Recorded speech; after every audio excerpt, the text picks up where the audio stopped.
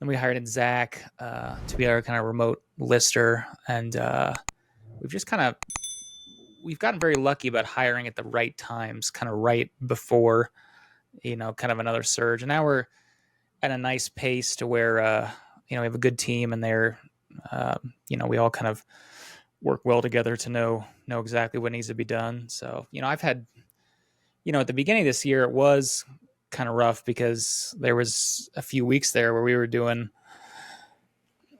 1,200 cards a week, and it was just Cam and I doing that, and that's a lot to scan, list, and ship 1,200 cards in a week. It's just it's a lot.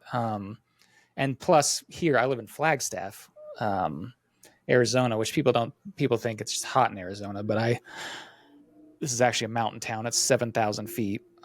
So we got 160 inches of snow this winter. So there were in multiple weeks in February, I think like 3 weeks in a row, we had blizzards, and it was like, 20, 30 inches of snow in a day, and you can't even like get to work, and it was a lot this winter, but I think now we're looking a lot better. And especially it's like, I'm like, if you get your cards here on Sunday, they'll be listed by that following Sunday. And when stuff like that happens, it's like you're just scrambling to get stuff up. But we're in a good situation now to where I feel good about it, which is good. That's the whole point of hiring, right? For you not to be working all night and get some of that workload off. Yeah, I've never gotten to that point in my life. I've definitely needed it. But I can't do it. I can't hand off. I thought that too. Trust. Yeah. But I thought that in the trust thing, and I think I talked to Dan too, because he's the same, he has so much stuff that he has to do. And he's like, I just can't really hire anybody. It's like, I can't trust anybody. Yeah. Like 90, I don't know what the percentage is, but it's at least 90% of people are trustworthy, good people. I mean, they just are. And it's like, it's kind of the same thing with people who, and probably why our business, and yours kind of, like Rare Candy or anybody who sells like consignment thrives, is because people are scared of being scammed, scared of losing stuff in the mail. It's like we've shipped, I think on the eBay it says, I think it's shipped 53,000 items. I've probably lost 15 packages out of 50,000. It just it just doesn't really happen. And with the same thing with employees, I think a lot of people think, oh, well, this guy's just going to come in here and, I leave the office and he's going to come in and just steal all the Charizards, and then just be gone forever. It's like, that's not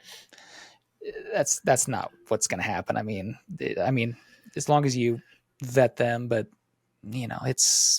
most people are good people.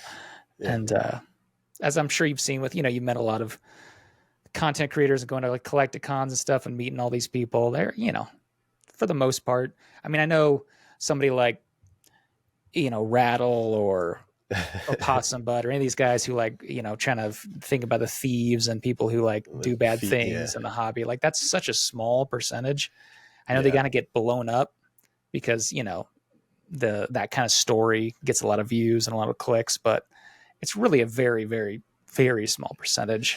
To think about it. I mean, at every event I hear about something getting taken from a binder or something getting taken from a booth. But when you look at the whole scale of it, there's, tens of millions of product on the floor at these shows, and maybe 10,000, maybe, gets stolen at most. Right. So it's really a very small number. But yeah, it is a